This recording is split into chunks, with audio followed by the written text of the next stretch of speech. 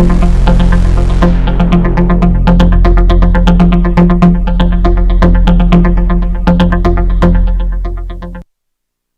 presentation is delivered by the Stanford Center for Professional Development.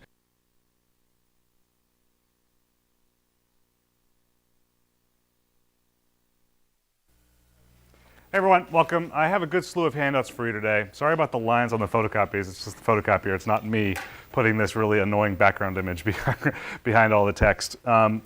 It's chapters 3 and 4 of this little computer architecture series of handouts that I'm giving you. I'm going to spend today and easily the rest of Friday talking about all of this stuff and go through plenty of examples. You also get your fourth assignment today. I'm going to make it due next Thursday evening. I will tell you now that this is the one that surprises everybody a little bit. It's certainly doable, but there are aspects of using the vector and hash set that always take a few people by surprise, particularly how you store dynamically allocated C strings in these vectors and hash sets. If you just make one key mistake, then you can actually waste an hour or two trying to figure out why it's not working even though it's compiling. So be sensitive to the fact that you might want to just read through the handout and maybe get the first 25% of the assignment done, because immediately you have to start dealing with these C strings. And once you figure out how to store C strings in these things, you do much, much better, and it goes much more smoothly after that. Now, I'm going to do something this week that I won't do very often, but I'm going to have another discussion section this Friday at 2:15. Now, I'm just inventing the time, and I know I can't check with everybody in the class as to whether it's convenient or not, so I just had to schedule it. We're going to videotape it. We're going to put it online. The discussion section just happens to come at a kind of crappy time in the assignment cycle. It's like 2 days before the assignment's due. It's not a disaster for the assignments that we've had so far, but I really want to show you some examples using the vector and the hash set in a structured discussion section, and I want to do it more than 2 days before the assignment deadline. So this Friday at 2:15, if you want to attend live, by all means do it. Skilling 191. It's just this week. We will have discussion section next Tuesday as well. I just have this one I want to insert into the sequence, just so you have a little bit more practice before you really tackle the assignment this weekend, which is when I know most of you will start. Okay, I want to continue with this code generation thing. I want to get the piece of chalk that I'm going to use. And I want to talk a little bit more realistically about what activation records look like. I have kind of blown off the parameters and where they reside in these activation records. I've only dealt with local variables, but all of the functions I've invented have had no parameters passed in. I did that because I just wanted to simplify things. So there's a couple of confessions I have to make about how I slightly misled you on Monday just to make things easier. If you have this as a function prototype, and you'll be able to infer structure based on this small example, I think. I'll just call it foo, and I'll pass in an int called bar and an int star called baz. And internally, I'll declare some variables. A car array, I'll call it snink. I have no idea what these words are, I'm just making them up. And then let's say a short star called y. And I don't care about the code at the moment because I just want to show you what the activation record would look like. Now obviously it shouldn't surprise you that this and this and this and this are all packed somewhere close to each other in memory. And in the examples I gave you on Monday, I only had stuff like this. The way these are laid out relative to one another does not change. I would have a character array of 4 bytes. This would be this thing called snink, which is a word I've never used before, but here it is. The 4 characters would be packed in a static array that resides inside the activation record. Below that, I don't have a short, I have an address to a short that is called y.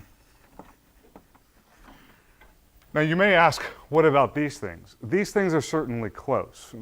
Let me just draw the picture and explain why it looks the way it does. There is this reserved 4-byte figure that sits right there that has nothing to do with parameters or local variables. But on top of that, there's going to be bar, and on top of that, there's going to be this thing called baz. Okay, and this right here is the full 20-byte activation record that makes up, or that accompanies any call to the foo function right here. Now, I put bar below baz. Is that arbitrary? The answer is it is not arbitrary. Now, I can't really gracefully explain why this goes below that and why basically parameters are laid down from high to low address from right to left. In other words, the 0th parameter here is always below all of the other ones, and the first is stacked on top of that, and the second is stacked on top of that. Give me 40 minutes of more lecture, and I'll be able to explain why that has to be the case in a language like C and C++. These right here are actually stacked in the order they appear. All of these appear at lower addresses than these. This right here is something I'll be able to discuss a little bit more in about 15 minutes. That is the space that sits in between parameters and local variables. It actually has information about the function that called us, okay?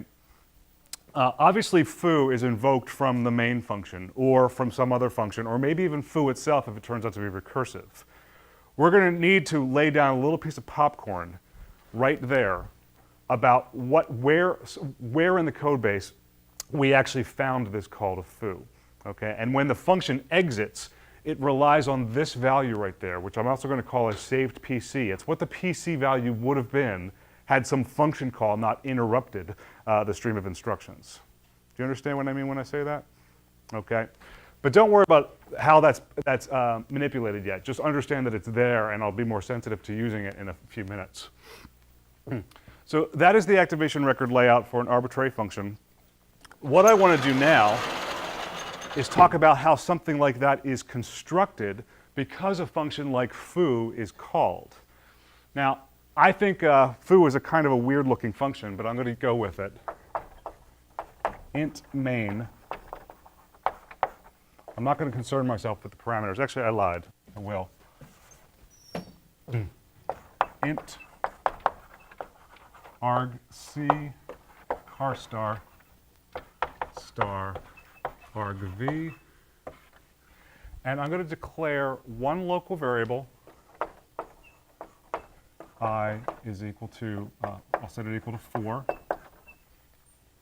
and I'm going to call foo of I and ampersand of I. Okay, and then I'll just return 0 at the end. Recall back to last Friday when I framed everything in terms of triangles and hexagons. I want to be a little bit more scientific than that. And I want to explain how we go from this, where this is argc, and this is argv, and this is set to point to something like 2, and this is set up to point to an array of car stars. Okay? I want to figure out how we go from that, actually technically this, I'll call it the saved PC here. When I generate code for this right here, eventually I have to generate code for the function call. You actually generate code to basically allocate space for all the local variables. Only main's implementation knows how many local variables are needed in order to accomplish what it's trying to accomplish. So by protocol, the very first thing a function does, a C function does, is it makes space for its local variables. Main is called with a partial activation record. It has to complete the full activation record by doing something like this. SP is equal to SP minus 4. Now, remember on Monday I was using R1 to always track the base address of the activation record? Okay. Well, R1 is actually supposed to be a general purpose register. There's actually a dedicated register. We just call it SP. It's short for stack pointer. Okay, and that is always the thing that is truly pointing to the lowest address in the stack that's relevant to execution. When main gets called, SP is pointing right there. The allocation or the creation of this variable right here, it actually compiles to an instruction to demote this value by 4 more bytes. Why 4? Because I only have one 4-byte figure right here. Okay? And then this becomes the boundary between what's in use in the stack segment and what's not in use. Does that sit well with everybody? Okay. Then it carries on and it does this one initialization right here. The next thing that would happen is that it would just do M. It was R1 on Monday. Today it's SP is equal to 4. That takes care of the assignment right there. Okay.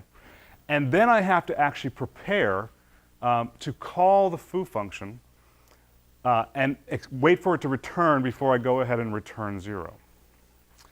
So the instructions that are executed on behalf of this foo function has to do what somebody did for the main function. It has to set aside space for the parameters. So it has to build a partial activation record for that thing right there. Okay? It can tell, because it sees the prototype, how many bytes are going to be above that safe PC or that return link. Because I have 4 bytes and 4 bytes making up the upper half of the activation record, the first thing that would happen is that you would do something like SP is equal to SP minus 8. That would bring this down to there.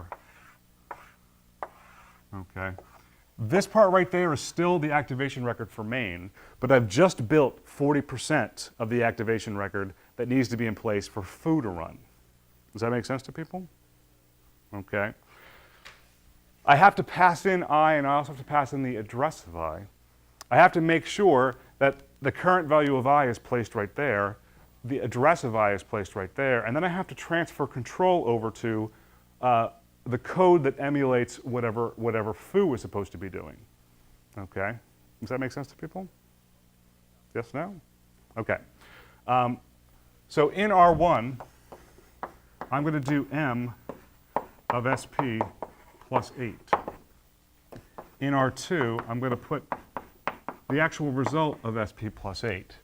This address right there is relevant to both of those lines. What placed in R2 is the actual value of this thing.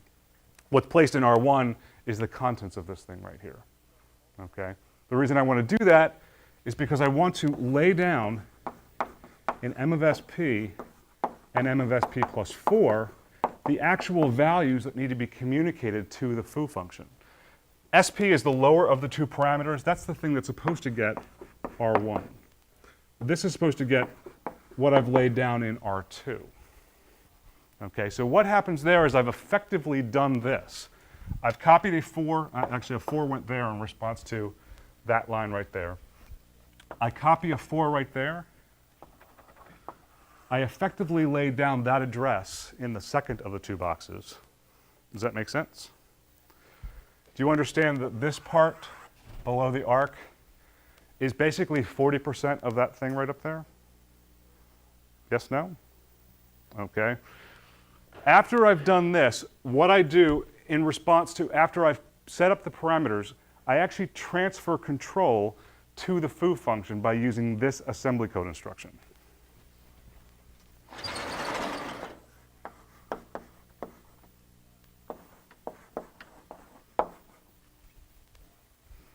That's basically a jump instruction that says jump to the very first assembly code instruction that's associated with the foo function, execute that, and then somehow figure out once you're done executing that to jump back to this right here.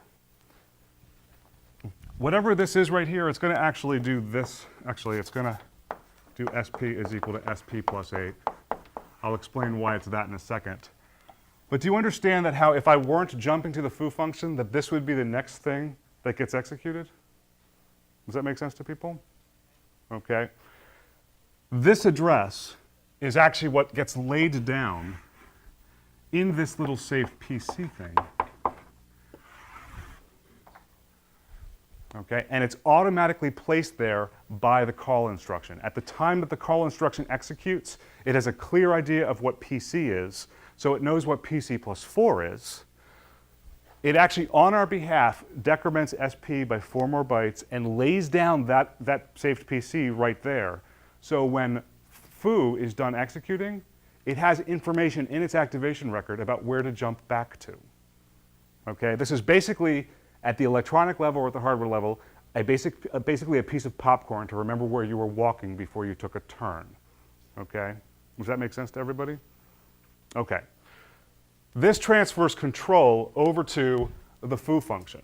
Well, all I'm going to do as part of foo is I'm going to do something like, let's say, y is equal to short star ampersand of snink. I'm sorry, not ampersand. Just snink plus 2. And then I will do asterisk y is equal to 50. And then I will return. Okay. What foo has to do is it has to complete its activation record by decrementing the stack pointer even further to accommodate and make space for those two variables right there. Okay. So what happens is that this, let me actually write this somewhere else. What foo does is it makes space for these right here and that right there. What happens is that SP is set equal to SP minus 8. Why is it minus 8? Because it can tell while it's being compiled that that's how many bytes are needed to extend the activation record distance enough just to complete the full activation record. So it does this, brings the stack pointer down to there, leaves it uninitialized. Okay, you know that because we don't. C doesn't initialize local variables, so the assembly code won't either. And then it carries on and compiles code for this, and it accesses this variable and that variable relative to the value that's in the PC in the SP register. So the first thing that happens here is that the value of y, the contents of this thing right here, has to be updated to include the address of that thing right there. Okay, does that make sense to people? Forget about the cast. I have to evaluate what snink plus 2 is. That's really ampersand of snink plus 2. Okay. So what I can do is in R1, I can set that equal to SP plus 6. Why that? SP points to the base of the full activation record at this point. Has to go 4 bytes beyond to basically circumvent Y and go 2 bytes forward because it knows that snink is a car star, so pointer arithmetic and regular arithmetic are the same thing. And it wants to store that address at this moment into a register so that it can be assigned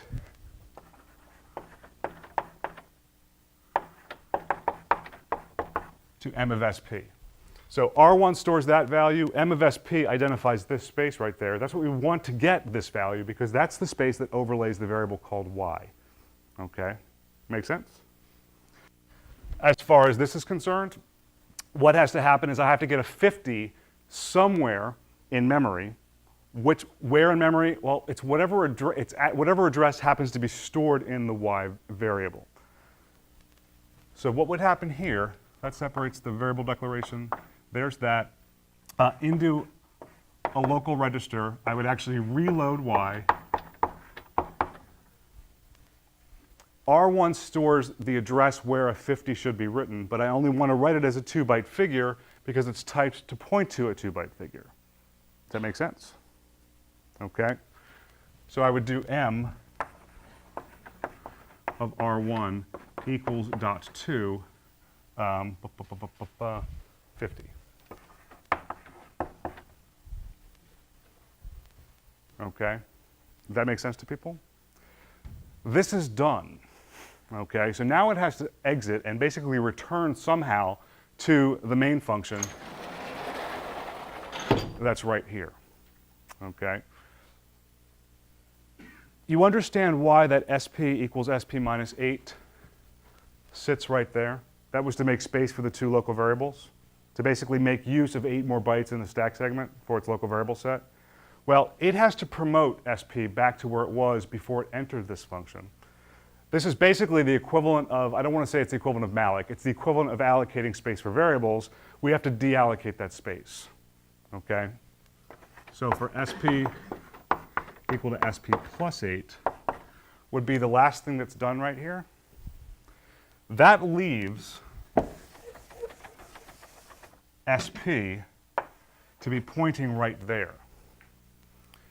Do you understand that SP is addressing the very 4-byte figure that has the little piece of popcorn in it? Okay? Does that make sense to people?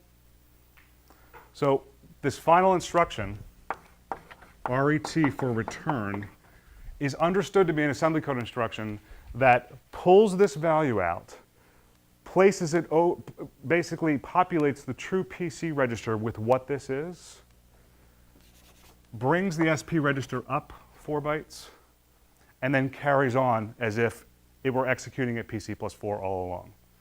Okay? Does that sit well with everybody? Okay. So there's that.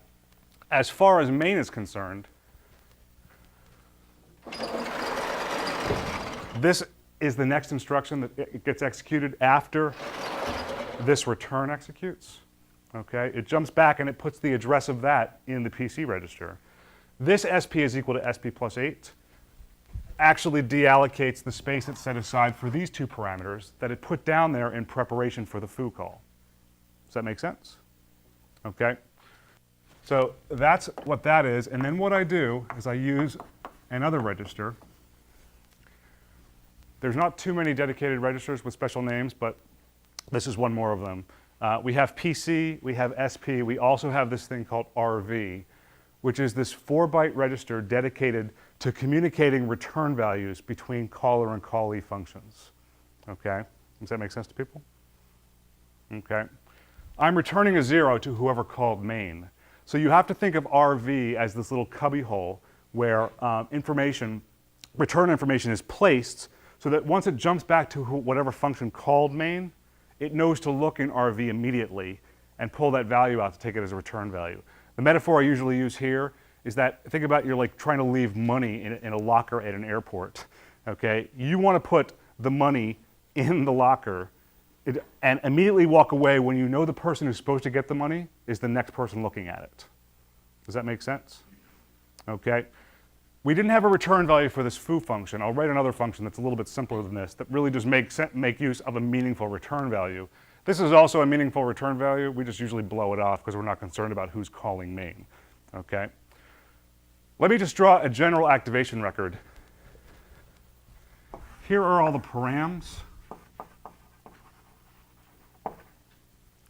Here's the save PC, or the return link, and here are all the locals. These are allocated and initted by the person calling the function. These are allocated and initialized by the actual function that's being called, the callee. So the entire picture is the activation record that has to be built in order for the code inside a function to execute and have access to all the variables. It may seem a little weird that this part, and technically everything through that right there, that it's set up and initialized by the person calling the function, and the rest of it is set up and initialized by the function itself. Why is there this separation of responsibility between actually building the entire thing? Why can't the caller build the entire thing? Do you understand what I mean when I say that? Why couldn't main set aside space for all of the variables? Why couldn't foo actually set aside space for all of the variables? The reason is that the caller has to be involved in setting at least this portion up, because only it knows how to actually put meaningful parameter values in there. Does that make sense? Who else is going to put the for and the ampersand of I in there other than the caller? Okay? Make sense to people? This right here can't be set up by the caller because the caller has no idea how many local variables are involved in the implementation of, in this case, foo. Okay? Does that make sense? So the separation of responsibility really is the most practical and sensible thing to do. The caller knows exactly how many parameters there are, can look at the prototype to tell, and it knows how to initialize it. That's why the top half is set up by the caller. The bottom half, it doesn't even, the caller doesn't even know how many local variables there are, much less how to manipulate them. So you have to rely on the callee function. This is foo in this case, okay, to go ahead and complete the picture by deallocating SP to make space for the local variables. Now I put this right here. When I say call foo right there, it's really a jump instruction that's associated with the address of this first instruction right here. RET is an instruction to basically jump back to whatever address happens to occupy the saved link. Okay? Sit well with everybody? Okay, very good. Let me write a little bit more of a practical function just so you understand how this return register and call and return all work in the case of a recursive function. Okay, so let's write a function that's a little bit more familiar to us.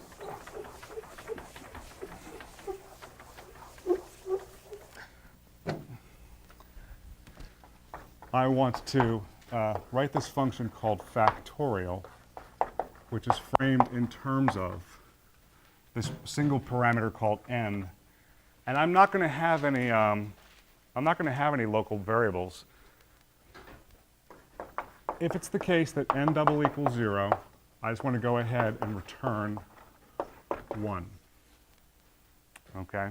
Otherwise, I want to go ahead and return n times whatever the recursive call to factorial of n minus 1 returns. I'm not concerning myself with n being negative. I don't care about the error checking. I want to concern myself with how this translates to assembly code in our little language. Okay? Let me erase this. Yep. In the first instruction of you substitute it from SP. Is there any particular reason for that? I mean, you instructed that you can substitute more from SP step by step. Oh, in other words, do one variable at a time? Yes. Yeah, you could do that. It wouldn't be incorrect. Compilers, when they're generating this code, they can look at the full set of local variables that are declared at the top, and it can compute the sum of all the sizes and reduce the allocation of all of them to one assembly code instruction instead of several. So it's more efficient, right? Well, I mean, yes, technically. I mean, I don't want to say that that's not a top priority, but real compilers would just use that right there because they can very quickly add up all the variable sizes and just know that they're going to be packed together and just do this in one little swoop. Okay. Now, as far as this factorial function is concerned, I want this to label the first instruction, the first assembly code instruction that has anything to do with this as a function. It has to assume this as a picture. It has to assume that some value of n has already been passed in. Okay? That whoever called it laid down a call to the fact function, and as a result of that, laid down some saved PC so that it knows where to jump back to after factorial computes its answer. Okay? That's it well with everybody? We can momentarily forget about the fact that function call and return is involved because the first few statements right here are just normal little C code. Okay? What I want to do up front is I want to load the value of n into a register. SP plus 4 is the address of n in this case. Okay, and I want to pull the 4 into a register called R1 because I want to conditionally branch around this return statement if some test passes. Okay, well, I want to branch. I'll leave those open for the moment, depending on whether R1 and 0 basically mismatch. If it's equal to 0, I just want to fall to the return statement and scram. But if they're not equal, which is why I will put n and e right there. If they're not equal, then if I'm doing a little translation of this, I want this to not execute and it to come down here. Okay? So all I'll do is I'll put PC plus, and I'll leave this open because I don't know how many assembly code instructions I'm jumping forward yet until I execute code for that. Okay? If this test fails, it's because this test passes and I want to basically populate RV with a 1 and then call return. So I would do this, return value is equal to 1, and then I would return. Okay? That makes sense to people? If this doesn't happen, I better jump, or I'm sorry, if this test fails, I better jump beyond the return statement, which means that this should be a 12. Okay? And the next instruction I'm going to draw has to start on the computation of this thing right here. Now, I have no reason to load n into a register because I'm only going to potentially clobber that register when I call this function recursively. So what I need to do is I have to prepare the value of n minus 1, push that onto the stack frame in preparation for a recursive call to factorial, let the recursive call do what it needs to do, assume it puts an answer in the RV cubbyhole, okay, and then use that answer immediately to multiply it by what my local value of n is to figure out what RV should now be populated with. So I will do this. R1 is equal to m of SP plus 4. That loads n into R1. I will compute what n minus 1 is. And now I have all the information I need to make this recursive call. So I'm going to set up the partial activation record. I'm going to do SP is equal to SP minus 4. Okay. I'm going to write to SP this value of R1. So what just happened here? I decremented, this is where SP is pointing right now. I decremented to point right there. That right there is the original activation record. I'm in the process of building the activation record for the next call. I lay down a 3 right there because that's what R1 has at the moment. It had a 4, but I just pulled it down to a 3. Okay? Make sense? And then I call the factorial function. In response to that, this is decremented 4 more bytes. The address of this instruction is placed in the safe PC, but execution jumps back to follow this recipe all over again, but on behalf of a second activation record. Does that sit well with everybody? Yes, no? Okay. So it's as if the primary call here, you just can think of it as suspending. It's not really what's happening, but access to this activation record is temporarily suspended while the recursive call deals with these addresses downward.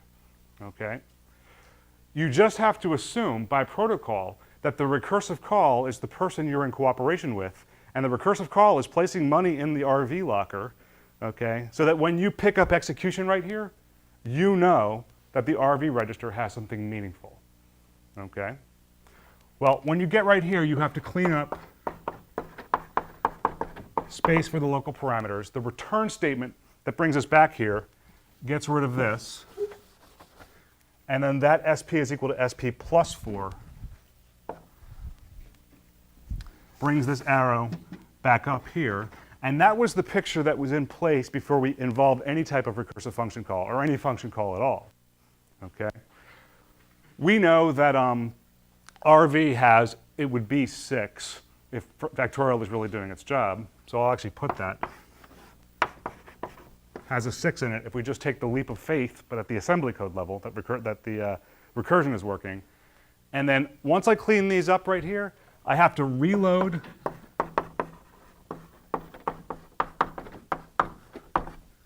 n. So R1 now has a 4 in it. I can do this.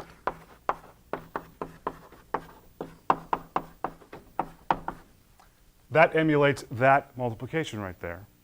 Okay, RV has the return value of this. R1 has the value of that. Okay, I have no local parameters to clean up. RV has the register that I need to communicate back to whoever called me.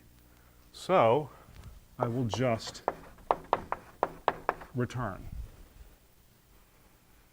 Okay, does that make sense to people? Question right there? The PC plus 12, where did I put that? I'm drawing a blank. Oh, this right here. This is normally, if there are no branch instructions, you know how PC is the address of the currently executing instruction. and each instruction is 4 bytes wide. So by default, with each clock cycle, the PC value was updated to be 4 bytes larger than it was before. So normally, it executes things in order. If this is PC plus 4, PC plus 12, 8, PC plus 12. If this branch instruction actually passes, then I don't want to fall to this. You specify as the third argument the actual address of the instruction you should jump to relative to the current PC value. Okay, now in some real systems, PC's already been promoted by 4, so this could be PC plus 12 on some other systems, but in our little world, I'm just assuming that PC retains its value during the full execution of this thing right here, okay, and that it's just identifying that right there, okay. What are the questions? Yeah? What if you want to return something that's arbitrarily big? Yeah, then it's a little different. I'm gonna just constrain all of our examples to deal with things that are exactly 4 bytes. I'm sorry, 4, 2, or 1 bytes, things that can fit into an RV register. MIPS, as an architecture, I know that one best of all of them. There are 2 return value registers. It usually only uses one of them unless you're returning like a double or a long, which is an 8-byte integer. And then it would use both of them. If you're returning a struct with 12 or more bytes in it, then what it'll do is it'll actually place the address of a temporary struct somewhere in memory and just assume that the caller knows that a struct is being returned and will take the RV register and dereference it to go to the thing that's actually a struct. Does that make sense? So they figured it out. I'm just not going to deal with that particular stuff because it's more minutia to worry about. Yeah? I didn't quite get that. That's emulating that multiplication right there. I mean, at the C level, you know you have to spin on the return value from the recursive call and multiply it by the current local value of n, right?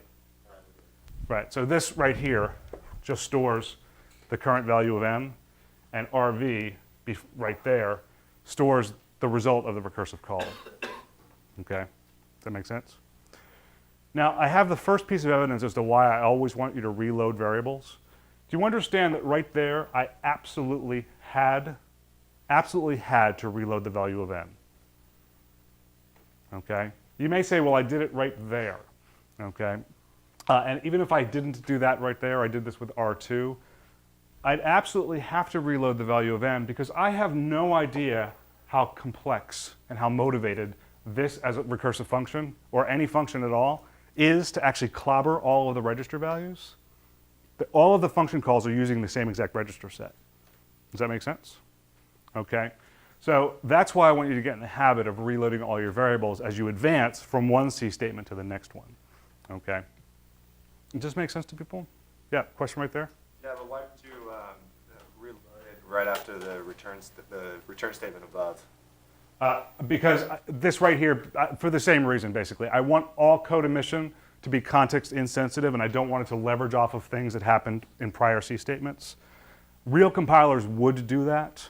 I just don't want us to do it. I mean, I'm not adamant about it, but I just think that there's a nice, clear formula about just always generating things from scratch, because if this code changes, because the C code statement prior to it changed, this code still does the right thing for the statement that it's being emitted for.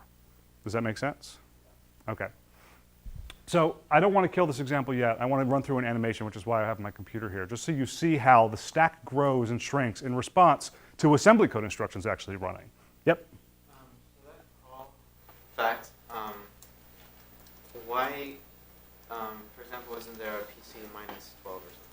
Or not 12, PC minus, I don't know how much. Oh, I see what you're saying. If the, when the program is actually loaded, this actually would be replaced by PC minus like 28 or whatever it is. These are just placeholders at the moment because these are easier to deal with. Think of these as like go-to labels. That's really what they function as at the assembly code level. A real compiler, or I'm sorry, a real assembler or a linker would in fact go through all the .o files and replace these things right here with the actual PC relative addresses. It usually will defer it until link time because it wants to be able to do the same replacement of these things with PC relative addresses between functions that are actually in different .o files. Okay, and I'll talk a little bit more about that on Monday and probably Wednesday about how all the .os are basically assembled into an a.out file or 6-degrees or what have you. Okay. Okay, so give me 2 seconds to do this.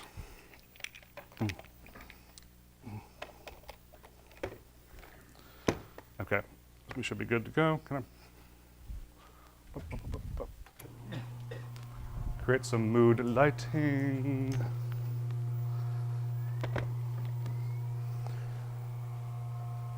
Let's see how well this translates to the screen.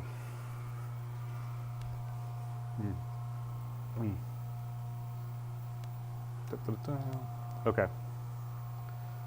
So this is more or less, it's an exact replica except for spacing of the function I just wrote on the board. Okay? And, ooh, that's not showing up. That's not good. Can I get it to show up? It shows up over there. That's great. Is it just? Oh, it's really up there. That stinks. That's never happened before. Hold on a second. Maybe it'll just readjust to the screen size. Stalling, stalling, stalling, stalling.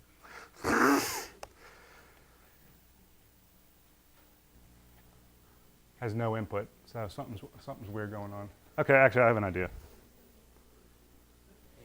Yeah, but that's still not really very good. Let me just run it in place.